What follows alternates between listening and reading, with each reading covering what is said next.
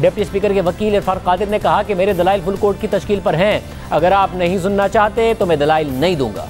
तो chief justice ने उनसे मुकालमा किया कि अच्छी बात है कि आपने हमसे इस तरह कहा, आप बिस्मिल्लाह करके दलाइल शुरू करें। इस मौके पर इरफान कादिर ने मज़ीद दलाइल दिए कि जब बार बार एक ही जज बेंच में आते हैं तो इस इल्ज़ाम को फुल कोर्ट के जरिए मुस्तरद किया जा सकता है। ये बात सोशल मीडिया और ज़बान ज़दे आम है। जस्टिस एजाजुल हसन की मुझसे नाराज़गी उस दिन भी महसूस हुई और आज भी महसूस हुई, काश ना होती। मौजूदा बेंच की न्यूट्रलिटी पर कोई इबाहम नहीं है, मगर इल्ज़ामात को रद्द करने के लिए फुल कोर्ट ज़रूरी है। चीफ जस्टिस ने इरफान कादिर से कहा कि फुल कोर्ट बहुत संजीदा और पेचीदा मामलात में बनाया जाता है, ये मामला पेचीदा नहीं है। अगर आप फुल कोर्ट के लिए दलाइल पर तैयारी करके आए हैं तो ठीक, वरना मंसूर रवान को सुन लेते हैं। चीफ जस्टिस ने मजीद कहा कि हमारे मुल्क में गवर्नेंस का बहुत बड़ा मसला है। हमने वफाक के मामले पर खुद नोटिस लेकर दिन और शाम में सुनकर फैसला किया। वफाक के मामले पर हमारी राय थी कि डिप्टी स्पीकर ने आर्टिकल 95 की खिलाफ वर्जी की और केस को लंबा नहीं लेकिन छोटा किया जा सकता है। तो इरफान कादिर ने जवाब दिया कि मैंने कभी इतने लंबे दलाइल नहीं दिए। चीफ जस्टिस ने मजीद रिमार्क दिए कि मौजूदा केस में हमने खुद नोटिस नहीं लिया। केस में एक ही सवाल है कि पार्टी सरबराह हिदायत दे सकता है या नहीं। आप इस सवाल का जवाब दे चुके हैं कि पार्टी सरबराह हिदायत दे सकता है। इरफान कादिर ने अपने दलाइल में मजीद कहा कि अदालती फैसले की रोशनी में ही वज़ीर आला का दोबारा इलेक्शन हुआ। अगर मुनर्रिफ अराकीन के वोट मुस्तरद करने का फैसला बदल गया तो दोबारा पोलिंग की ज़रूरत ही नहीं होगी। केस की बुनियादी अदालती फैसला है, जिसकी नज़रसानी की अपील पर फैसला पहले ज़रूरी है। अदालत की बात दुरुस्त थी कि सियासी लोग आपस में फैसले करें तो मुल्क के हालात मुख्तलिफ हो सकते हैं। अगर अदलिया मुत्तफिक हो जाए तो भी काफ़ी मसाइल हल हो सकते हैं।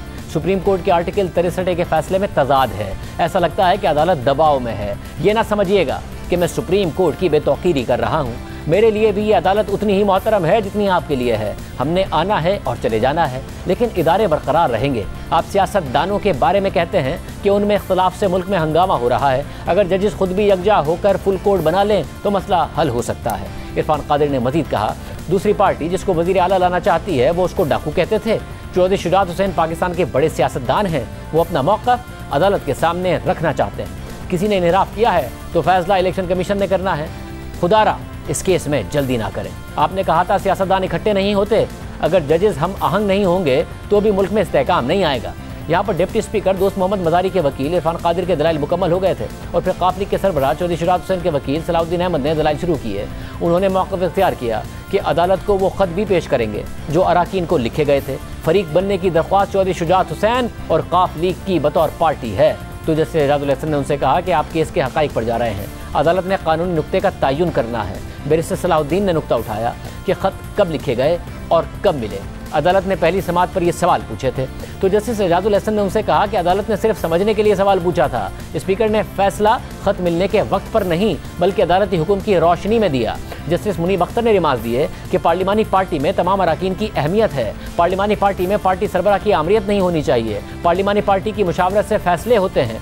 तो बैरिस्टर सलाहुद्दीन ने यह मौक़िफ़ इख्तियार किया कि पार्टी सरबराह कोई और है और अराकीन कहते हैं कि हमारे कायद कोई और हैं, तो ये फैसला सरबराह के बगैर नहीं हो सकता। असल फैसला पार्टी सरबराह का ही होता है, चाहे कायद कोई भी हो। किसी जमात का एक सेनेटर हो तो वो किस पार्लिमानी पार्टी से हिदायत लेगा? फुल कोर्ट की बसीरत से फ़ायदा उठाना चाहिए। जस्टिस मुनीब अख्तर ने सवाल किया कि क्या फुल कोर्ट 8 जजेस भी बैठकर फैसला कर सकते हैं या नहीं? आप 8 जजेस के फैसले का हवाला दे रहे हैं तो 9 जजेस भी समाअत कर सकते हैं।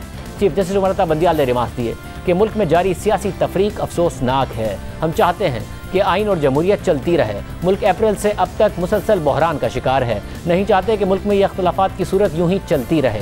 चीफ जस्टिस उमर बंदियाल ने रिमार्क दिए कि तवक्को नहीं थी कि असेंबली बहाल होने के बाद नई अपोजिशन वॉकआउट कर देगी। अदालत ने नेकनीयती से फैसला किया था। अप्रैल से हर गुजरते दिन के साथ बहरान बढ़ता ही जा रहा है। आप शायद चाहते हैं कि यह बहरान मजीद तवील हो जाए। फुल कोर्ट सितंबर में ही बन सकेगा।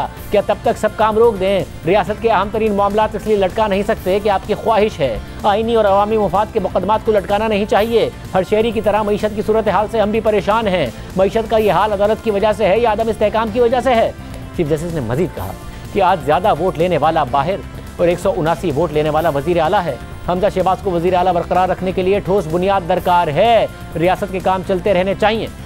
अदालत के फैसले पर इंतखाबात हुए और पुरअमन तरीक़े से हुए। हमें ये ढूंढ कर दे दें कि कहाँ लिखा है कि पार्टी सरबराह गैर मुंतखब भी हो तो उसकी बात मानना होती है। इस मौके पर चौधरी शुजात के वकील बैरिस्टर सलाहुद्दीन ने मौक़िफ़ इख्तियार किया कि फाजिल बेंच रात के 7 बजे भी मौजूद है तो बाकी जजेस भी खुशी से अपनी जिम्मेदारी निभाएंगे। तो चीफ जस्टिस ने उनसे मुकालमा किया कि जजेस दस्तयाब नहीं हैं, तो बैरिस्टर सलाहुद्दीन बोले कि जो जजेस दस्तयाब हैं वो भी बैठकर फैसला कर सकते हैं। चीफ जस्टिस ने कहा कि हम 3 जजेस के अलावा सिर्फ 2 मजीद जजेस शहर में हैं, तो बैरिस्टर सलाहुद्दीन ने तजवीज़ दी कि वीडियो लिंक के जरिए भी जजेस शरीक हो सकते हैं। चीफ जस्टिस ने निमाज दिए कि वीडियो लिंक शिकायत करने वालों की सहूलत के लिए है।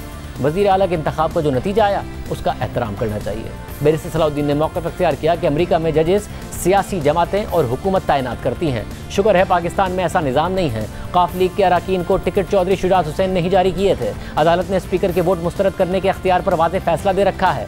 जस्टिस एजाजुल हसन ने इस्तफसार किया कि अगर आपकी बात मान ली जाए तो क्या अरकान असेंबली डमी हैं? तो चौधरी शुजात हुसैन के वकील ने जवाब दिया कि अगर जलसे में अरकान को कहा जाए कि फ़लाँ को सपोर्ट करना है तो क्या ये पार्लिमानी पार्टी का इजलास तसव्वुर होगा? जस्टिस एजाजुल हसन ने रिमार्क दिए कि MPS को डमी के तौर पर डील करना अवाम की तौहीन है। इस नुक्ते पर चौधरी शुजात के वकील बैरिस्टर सलाहुद्दीन के दलाइल मुकम्मल हो गए थे और अदालत ने एक और वक्फा कर दिया था। फिर 9 बजे के बाद अदालत ने फैसला सुनाया और फुल कोर्ट बनाने की इस्तदा मुस्तरद कर दी। उसके बाद PDM मीडिया पर आई और उन्होंने अदालती कार्रवाई का हिस्सा बनने से बॉयकॉट का ऐलान कर दिया। इजाज़त दीजिए, अल्लाह हाफ़िज़।